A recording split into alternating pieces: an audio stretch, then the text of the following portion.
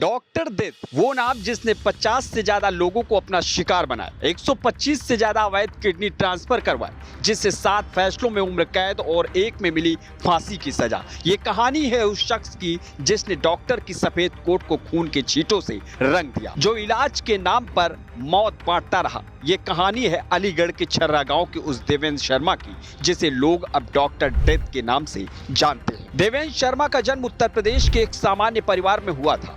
पढ़ाई लिखाई में औसत रहा, लेकिन जब बुलंदशहर में अपनी बहन के घर रहकर इंटर किया और फिर पटना जाकर बीएमएस की पढ़ाई पूरी की, तब किसी ने नहीं सोचा था कि एक दिन ये इंसान सीरियल किलर बन जाएगा। शादी के बाद देवेंद्र ने छर्रा में एक गैस एजेंसी खोली, उसमें करीब 11 लाख का निवेश किया, लेकिन कंपनी फरार हो गई और उसका सारा पैसा डूब गया।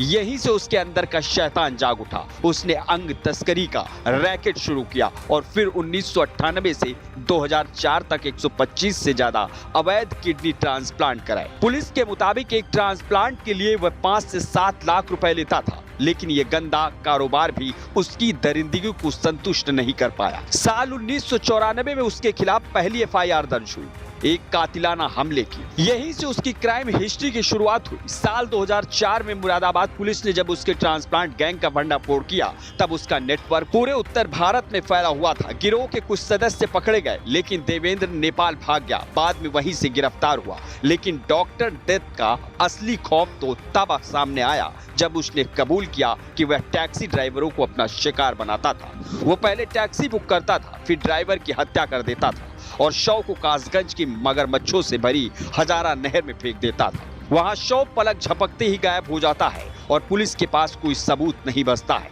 इन टैक्सियों को वह ब्लैक मार्केट में बेच देता है और अगली हत्या की प्लानिंग करने लग जाता है। अब तक देवेंद्र पर 50 से ज्यादा मर्डर का आरोप है, जिनमें से 8 मामलों में वह दोषी साबित हो चुका है। 7 मामलों में उसे उम्र कैद और गुरुग्राम में एक हत्या के मामले में फांसी की सजा सुनाई गई है। वह दिल्ली की तिहाड़ जेल में बंद था, लेकिन 2020 में उसे 20 दिन की पैरोल मिली। वो बाहर आया और फिर 7 महीने तक गायब रहा। बाद में पकड़ा गया, लेकिन 2023 में फिर से पैरोल पर निकला और 3 अगस्त के बाद फरार हो गया।